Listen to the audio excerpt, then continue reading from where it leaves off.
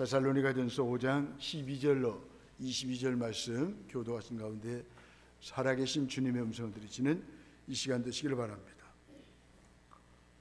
형제들아, 우리가 너희에게 구하노니 너희 가운데서 수고하고 주 안에서 너희를 다스리며 권하는 자들을 너희가 알고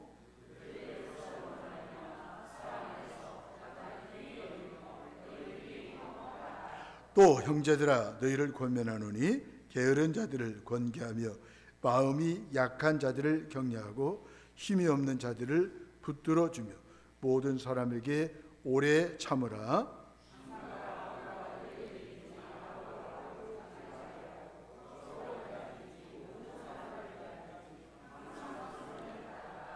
항상 기뻐하라.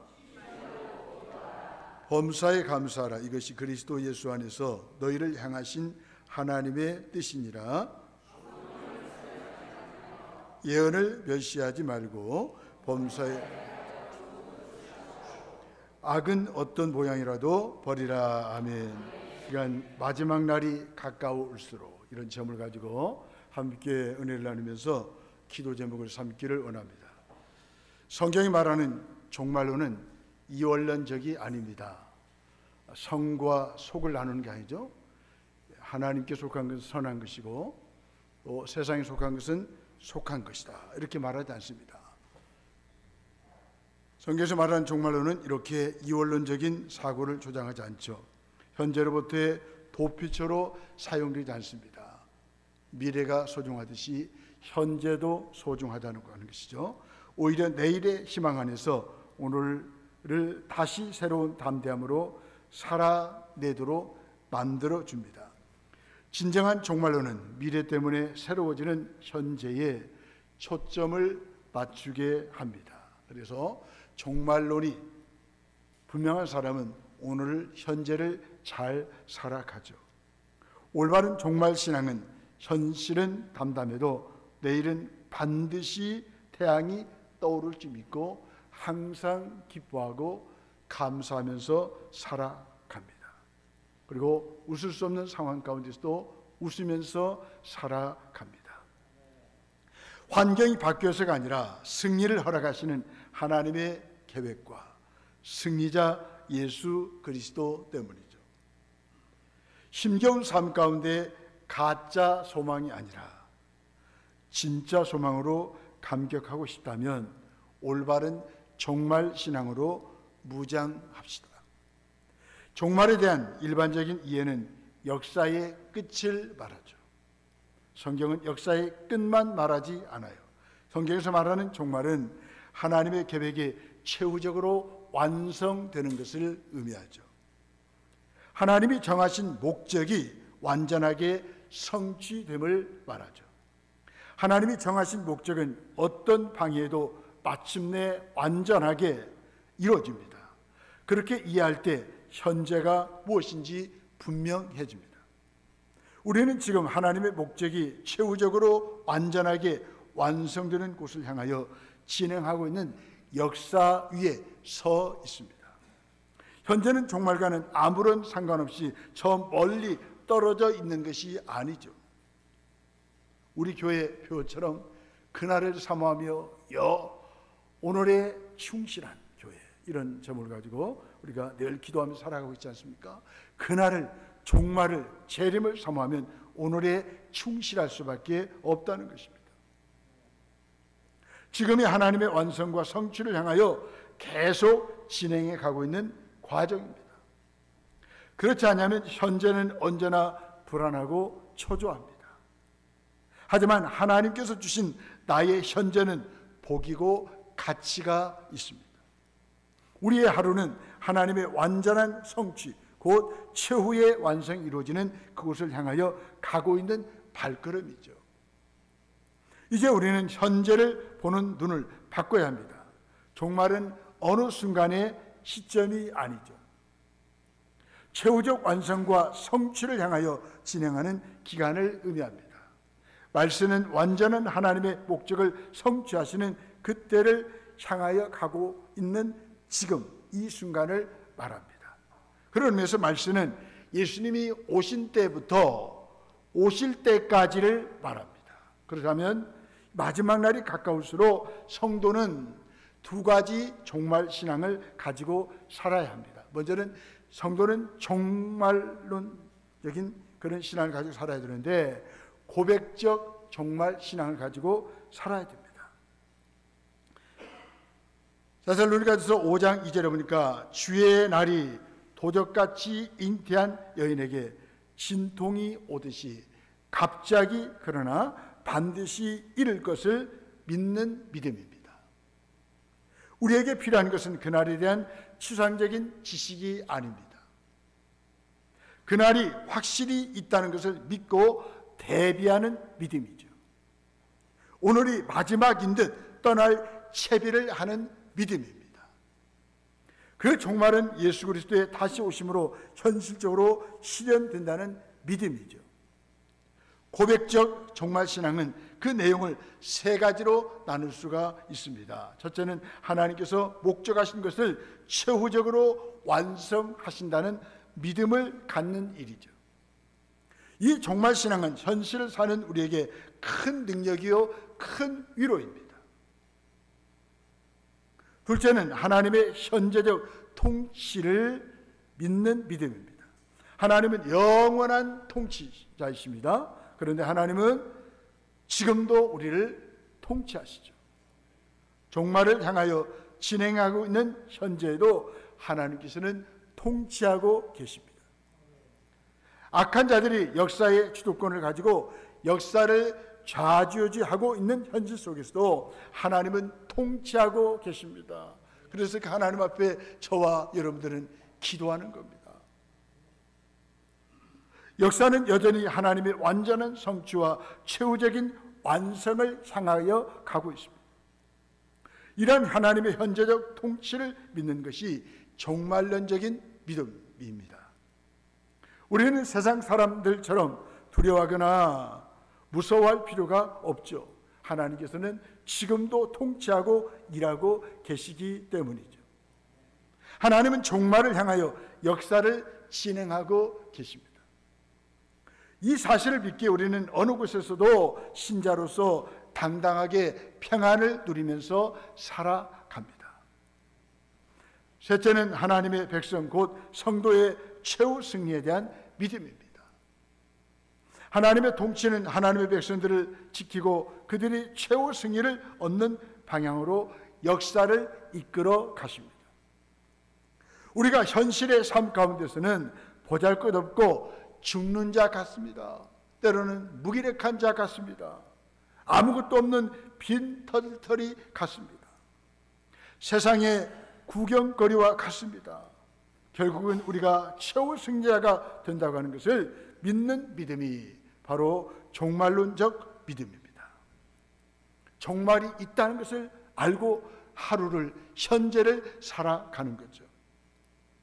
빛 가운데 사는 이들에게 주의 날은 도적같이 오지 않습니다.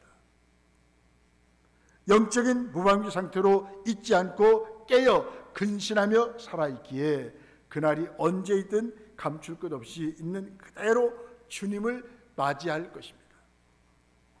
그날이 두렵거나 당황스러운 날이 되지 않습니다. 도리어 신랑을 만나는 신부의 기쁨으로 가득 찰 것입니다. 데살로니가전서 5장 4절로 10절 말씀입니다. 이런 설렘과 기대로 저와 여러분들은 살고 있습니까? 지금 당장 오시면 곤란하다는 믿음은 없습니까? 예수님은 하늘에 나타나시는 날 죽은 신자들이 살아있는 신자들보다 먼저 일어나 주님을 뵐 것입니다. 그 후에 하나님은 그들을 모두 하늘로 끌어올려 예수님을 영접하게 하실 것입니다. 부활한 자와 살아있는 자 모두 부활하신 그리스도의 몸처럼 하늘에 속한 형상을 입을 것입니다. 공중에서 땅으로 내려올 때 새 예루살렘을 유업으로 받을 것입니다. 데살로니가전서 4장 15절로 18절 말씀입니다. 성도의 최후 승리에는 죽음에 대한 최후 승리가 포함되어 있습니다. 하나님은 예수님을 살리셨듯이 죽은 성도들도 다 살리셔서 재림하실 예수님과 함께 그들이 나타나게 하실 것입니다. 죽음이 가져다 준 슬픔은 말로 할 수 없습니다. 하지만 그 눈물을 멈추게 할 만큼 우리의 소망과 하나님의 약속 또한 분명함을 잊지 맙시다. 성도는 하루하루의 삶을 종말론적인 믿음을 가진 사람으로서 사는 존재이죠. 고백적 종말신앙으로 사는 사람은 5장 11절에 보니 권면하고 덕을 세웁니다. 평안하다 안전하다 하며 취한 자들을 깨워서 근신하는 삶으로 이끌라는 뜻입니다. 누가 떠오르십니까? 이 시간 예배할 때 누가 떠오르십니까? 평안하다 안전하다 취하여서 사는 사람들이 누구입니까? 우리는 그들에게 이 종말이 있다는 사실을 전해야 될 것입니다. 마지막 날이 가까울수록 종말의 때를 사는 데살로니가 성도들이 어떻게 살아야 하는지를 말씀하고 있습니다. 바울은 데살로니가에서 지도자를 훈련하여 임명한 충분한 시간을 갖지 못했습니다. 하지만 바울이 없는 동안 성도들 가운데 앞장서 수고하고 이끌고 권면하는 사람들이 있었습니다. 바울은 그들을 지도자로 인정하라고 합니다. 12절에 보니까 알고 그 지도자들의 수고를 알아주라라고 말씀하고 있습니다. 지도자는 능력과 권위가 아닌 공동체의 사랑과 격려와 화목을 통해 세워지기 때문입니다. 연약한 지체들을 사랑합니다. 삶이 부질수한 자에게 배려와 존중이라고 하는 핑계로 권면을 회피하고 있지는 않습니까? 종말의 신앙을 가지고 있다면 저와 여러분들은 13절의 말씀처럼 사랑 안에서 서로를 가장 귀히 여겨야 할 것입니다. 또 우리끼리 화목해야 할 것입니다. 또 고백적인 종말 신앙을 가지고 있다면 14절의 말씀처럼 서로 권면해야 할 것입니다. 게으른 자들을 잘 권계해야 할 것입니다. 마음이 약한 자들을 격려할 것입니다. 여러분, 이 마지막 때가 되니까 많은 사람들이 힘들어합니다. 마음이 무너지고 있습니다. 마음이 아픈 가운데 있습니다. 그런 사람들을 어떻게 합니까? 격려해야 된다고 하는 것입니다. 더 나아가서 힘이 없는 사람들을 붙들어 주라라고 말씀하고 있습니다. 모든 사람에게 오래 참으라라고 말씀하고 있습니다. 믿음이 연약한 자가 출석교인으로 남아있는데 만족하며 지체로 붙들기를 포기하진 않았습니까? 나와 생각이 다른 지체들을 오래 참고 기다려 줍니까? 이해관계가 대립되면 내가 손해보는 쪽을 택하고 항상 선을 행합니까? 마지막 날이 가까울수록 교회 공동체 지도자와 성도는 서로 존중하며 섬겨야 합니다. 지도자는 부모처럼 힘에 지나도록 섬기고 다스리며 가르쳐야 합니다. 성도도 지도자의 수고와 노력을 인정하고 존중하며 따라야 합니다. 이것이 종말에 우리가 지향해야 할 공동체의 바른 모습이죠. 어떤 필요를 요구하기 전에 먼저 나부터 지도자의 성도의 역할을 바르게 수행해야 합니다. 모든 사람에게 오래 참아야 합니다. 우리는 모두 완전하지 않기 때문이죠. 어떤 사람은 게으르고 어떤 사람은 마음이 강하지 못합니다. 어떤 사람은 사회적으로 보호가 필요합니다. 만약 지체의 약점을 참지 못하고 비난한다면 약한 자를 넘어뜨린 일이 될 것입니다. 하지만 참는 것은 아무 일도 하지 않는 것이 아닙니다. 게으른 사람을 지도합니다. 심약한 자를 위로합니다. 사회적인 약자를 물질로 도와줍니다. 더 나아가 우리에게 약한 자들을 향하여서 우리가 섬기는 삶을 살아갑니다. 더 나아가서 우리에게 악한 자들을 향해서도 오래 참아 선대합니다.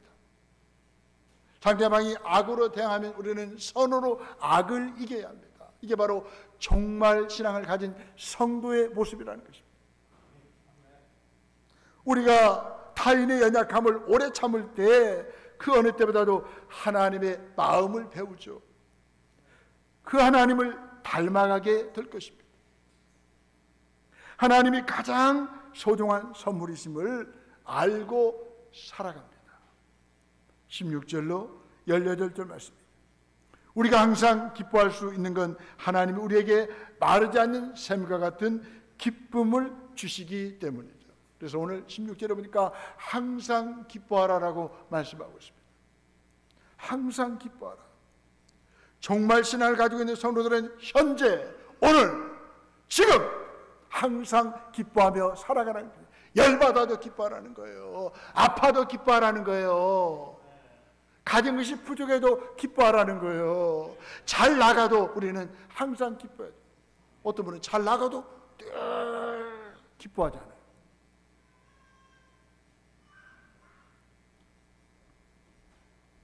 우리가 쉬지 않고 기도하는 이유도 뭡니까? 하나님이 항상 귀를 기울여 우리의 기도를 들으시기 때문입니다.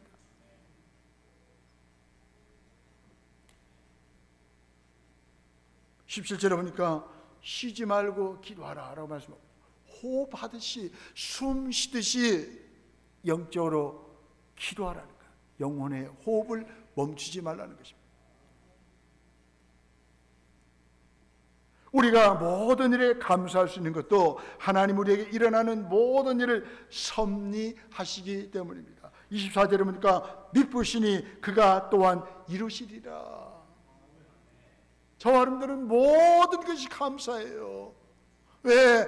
미쁘신 하나님이 다 이루시고 그분이 또 모든 것을 계획하시고 다스리시고 이끌어 가시기 때문입니다. 하나님은 우리의 기쁨과 기도와 감사를 그분의 뜻으로 정하셨으니 틀림없이 그것을 이루실 것입니다. 마지막 날이 가까울수록 고난과 핍박 중에도 성도들은 기쁨으로 자신과 주변을 물들입니다. 정기적인 기도 시간을 사수하고 어떤 일이든 감사하는 마음으로 해석합니다. 무슨 일이 일어나거들랑 감사하는 마음으로 해석하십시오. 그럴 때 감사가 감사를 낳는 거예요. 이것은 선택사항이 아니라 반드시 하는 하나님의 뜻이라고 말씀하고 있습니다. 삶을 이 땅이 아닌 하늘의 시각에서 봅시다. 오늘이 아닌 영원한 시각에서 봅시다. 나 중심이 아닌 하나님 중심으로 모든 것을 보십시다. 말씀을 깨닫게 하고 이런 삶을 가능케 하신 분은 성령님이십니다.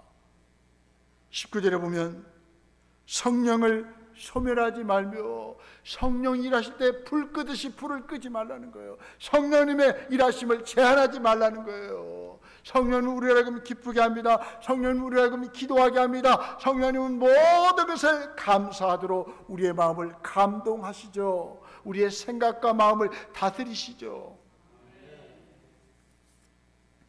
종말을 사는 성도는 성령님의 사역을 방해하지 말아야 합니다. 말씀을 순전하게 받고 잘 분별해서 좋은 것은 취하고 악한 것은 버려야 됩니다. 이럴 때 성령께서 우리 안에서 온전하게 일하실 수가 있습니다.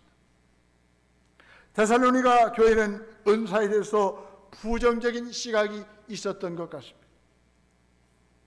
20절에 보시면 예언을 멸시하지 말고, 그 당시에 많은 성도들이 예언을 멸시했던 것 같아요. 그들이 은사를 멸시했던 것 같습니다. 성경은 교회 유익을 위해서 주신 은사들을 멸시하지 말고 헤아려 보라라고 말씀하십니다. 21절 보니까 헤아려라고 말씀합니다. 범사에 헤아려 좋은 것을 취하고 하나님이 기뻐하는 은사들을 취하십시오. 은사를 개발하십시오. 우리 시동교회는 은사를 통해서 팀 사역을 합니다. 은사를 받은 대로 사역을 합니다. 하나님이 기뻐하는 일이죠. 하나님께로부터 온 것인지 영적으로 시험하고 분별해서 하나님이 기뻐하는 일은 열심히 행하라라고 말씀하고 있습니다. 분별의 기준은 지금까지 선지자와 사도들을 통해서 배운 하나님의 말씀과 도덕적인 기준입니다. 그런 검증이 끝났다면 좋은 것을 취하십시오. 하나님이 기뻐하는 것을 기쁨으로 행하십시오. 그때 우리 주님은 저와 여러분들을 통해서 놀라운 일을 행하실 것입니다. 악한 것이라면 고민할 것 없이 멀리합시다. 그러면서 오늘날 교회에서 권징이 사라진 것은 너무나 아픈 거예요. 우리 장로교 교단의 참 교회의 표제가 무엇입니까? 바른 말씀이 선포되는 거예요. 두 번째는 성례가 바로 집행되는 거예요. 세 번째는 교회에 권징이 있는 거예요. 교회를 무질서하게 하고 공동체 하나님을 깨뜨리면 권징을 행해야 되는 것입니다. 그러나 오늘날 이 교회 아니면 갈 곳 없나? 이 교회에서 권징하면 다른 교회로 가고 심사숙고해서 자신을 좀 돌아봐야 되는데 그렇지 않습니다. 안타까운 현실이에요. 그러니까 교회 권위가 무너지는 거예요. 교회 권세가 약해지는 거예요. 저와 여러분들은 악한 것이라면 고민할 것 없어요. 그냥 버리셔야 돼요. 멀리 하셔야 돼요. 하나님께서 내게 주시는 은사는 활용해야 됩니다. 내게 주신 은사가 무엇입니까? 마지막 날이 가까울수록 교회 일거리에서 은사를 어떻게 사용하고 있습니까? 저와 여러분들은 5장 5절에 말씀처럼 빛의 자녀요 낮의 자녀입니다. 어둠에 속한 자들은 하나님께서 떠나 진리를 대적하며 살아가는 자들이죠. 그들은 주의 날, 정말 마지막 날에 대한 아무런 의식이 없는 상태에서 살아갑니다. 그러니까 죄를 짓고도 뻔뻔하게 나타나는 거예요. 하지만 우리는 낮에 속한 빛의 자녀들입니다. 경계를 게을리하지 않는 군사처럼 살아가야 됩니다. 늘 깨어 있어야 됩니다. 나를 지켜야 됩니다. 성도는 주의 재림을 모든 일상 속에 의식하면서 모든 종류의 방탕을 경계해야 됩니다. 절제하는 삶을 살아야 됩니다. 이처럼 깨어 근신하는 삶은 주의 날을 향한 믿음과 사랑과 소망으로 무장할 때 가능합니다. 성가대 8절 한번 읽어보세요. 8절 시작.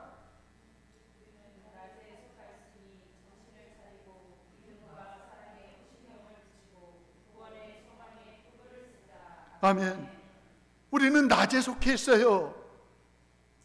마지막이 가까웠다는 것을 아는 사람이에요. 종말 있다는 신앙을 가진 사람이에요. 그렇다면 낮에 자녀처럼 어떠합니까? 정신을 차려야 돼요. 우리 옆에 분사합니다. 정신 차립시다. 시작. 정신 차립시다. 뭘 해야 됩니까? 믿음과 사랑과 소망의 투구를 쓰고 살아가야 됩니다. 마지막 날은 우리의 위로와 소망입니다. 그리스도께서 산 자라 죽은 자 모두 그분과 영원히 함께 살도록 죽으셨기 때문입니다. 그 주님이 다시 오신대요. 우리 개인의 종말과 역사의 종말이 있는데 우리 주님이 다시 오신대요. 뭐 하려고요? 우리에게 위로해 주시려고, 우리에게 소망을 주시려고 오신대요. 그분만 오신다는 소망만 가지고 우리는 인내할 수 있잖아요. 사람이 떡으로만 사는 게 아니에요. 빵으로만 사는 게 아니에요. 우리 하나님의 위로를 받아야 사는 존재가 저와 여러분이 아니겠습니까?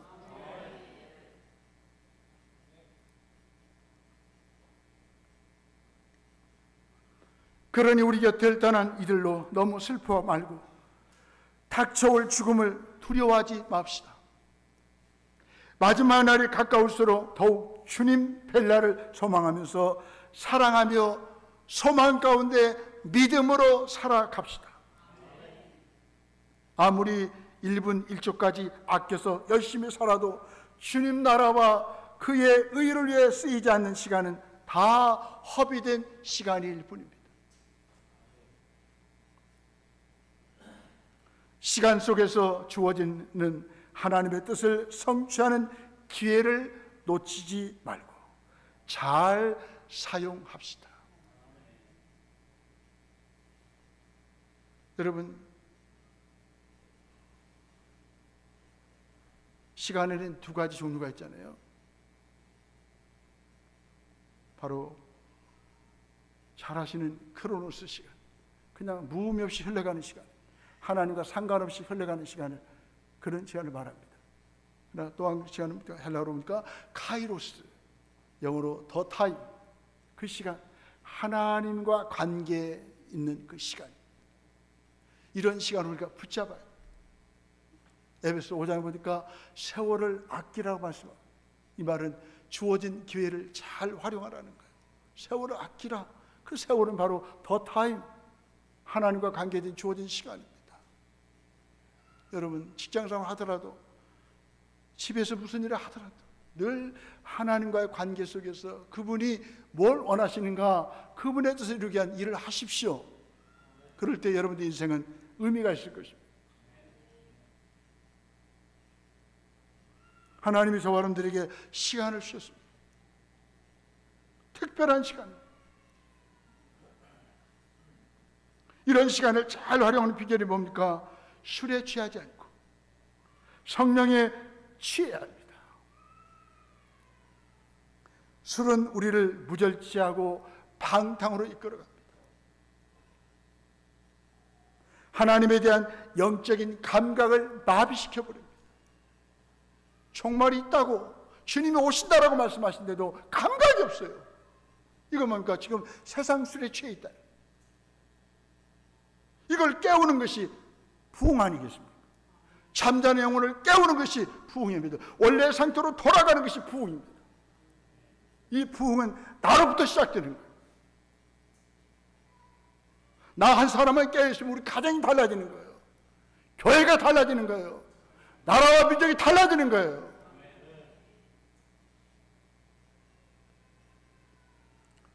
저와 여러분들이 깨어있으면요, 이웃과의 관계가 바로 되어 있습니다. 저와 여러분들이 성령님에게 잠길 때 마지막 날이 가까울수록 악한 때를 지혜 있는 자로 살아가게 될 것입니다. 하나님은 말씀하십니다. 종말이, 마지막이 있다라고 말씀하고 있습니다. 만물의 마지막이 가까웠다라고 말씀하고 있습니다. 늘 깨어있으시고 또 하나님께서 맡기신 시간을 잘 활용하셔서 우리 주님이 기뻐하는 인생을 살아가시는 우리 모두가 되시기를 소원합니다. 아멘.